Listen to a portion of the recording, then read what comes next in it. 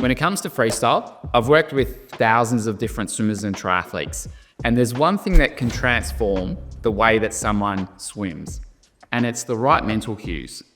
Words or phrases that boil down a movement or a way of swimming freestyle that can help someone go from where they are to where they want to be. And if that place is swimming effortlessly, smoothly through the water, often it's just one cue that can actually make the difference. So in this video, I'm going to share with you 5 mental cues that you can use to help you swim more efficiently and feel so much better in the water. And if you don't use these mental cues, this is when you can feel overwhelmed or overthink as you're swimming. And that's often when we don't move well, when we're overthinking.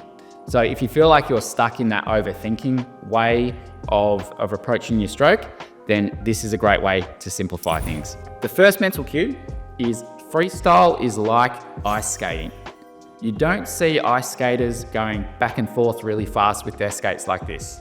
You see them gliding on their left skate, gliding on their right skate. They have that travel between skates. If you think of your freestyle, especially when you're swimming comfortably, as skating from one arm to the other, you'll get this nice rhythm and flow in your stroke. When they are traveling from one skate, they have the momentum go from this skate. As they're about to slow down, they move on to their next skate. And that's like when we swim freestyle. This skate, we're going forwards with it, we're driving forwards from the hip, and then we're coming over and landing on the next skate. Now, we're not stopping when we do that. We don't want to just stop and pause and not move at all. We want to transition smoothly to the next one. And that's where we get the rhythm and momentum that makes our swimming feel very, very easy and comfortable.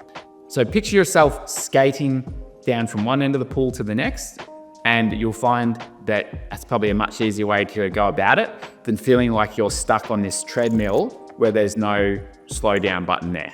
That's not what we want. Sometimes the right mental cue can help you get into the right position. And a cue that I've used in the past is the Superman reach.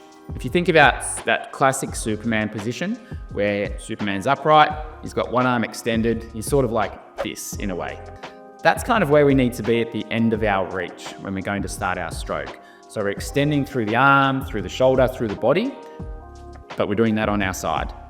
That's the position that we want to transition through from our right side to our left side.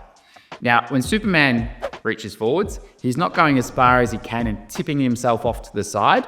That would be too much. But he's certainly long and extended from hand to feet. And that's the position that we want to get to. So if we are thinking about our freestyle, we need to be long, we need to work on stroke length, and a big part of that is that reach at the end of the stroke. So think about Superman reach as a way of making sure you get good stroke length. The domino effect is when we work on one thing that is the right thing, then it's actually like pushing over a sequence of dominoes. So let's say I was working with a swimmer, for example, on one aspect of their breathing, because their breathing was way out of time. It wasn't in sync with the rest of their stroke.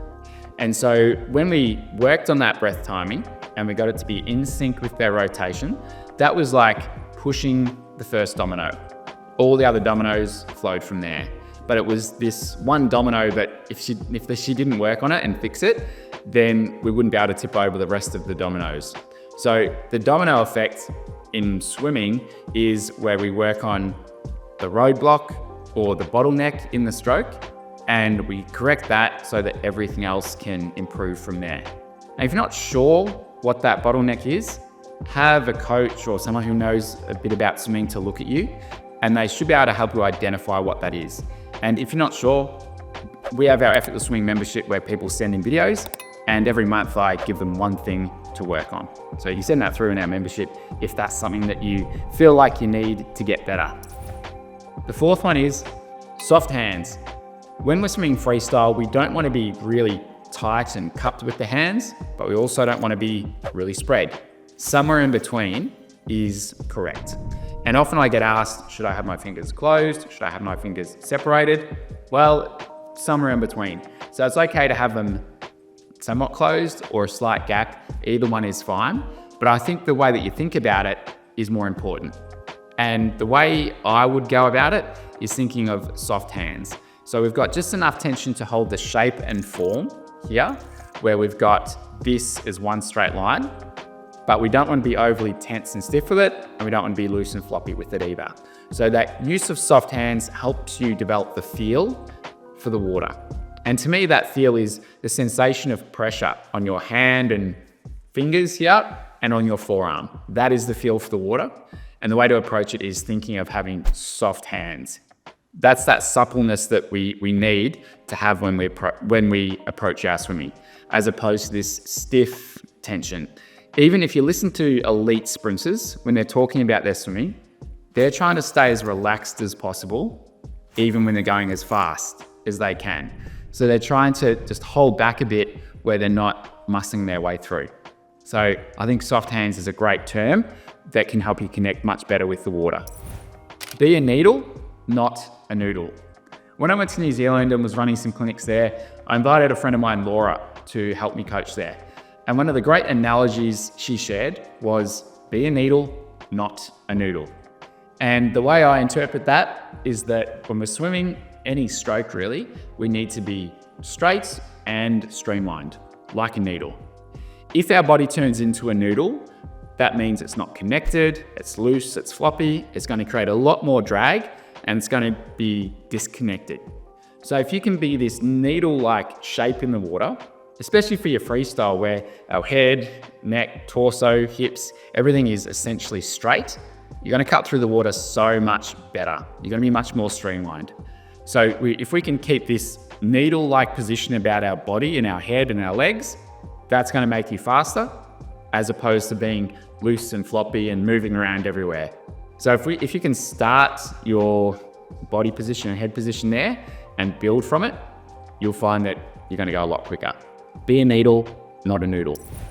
Let me know in the comments below which of these you're going to try next time you go to the pool. So just comment 1, 2, 3, 4, or 5, and let me know which one you're going to try in your next swim session.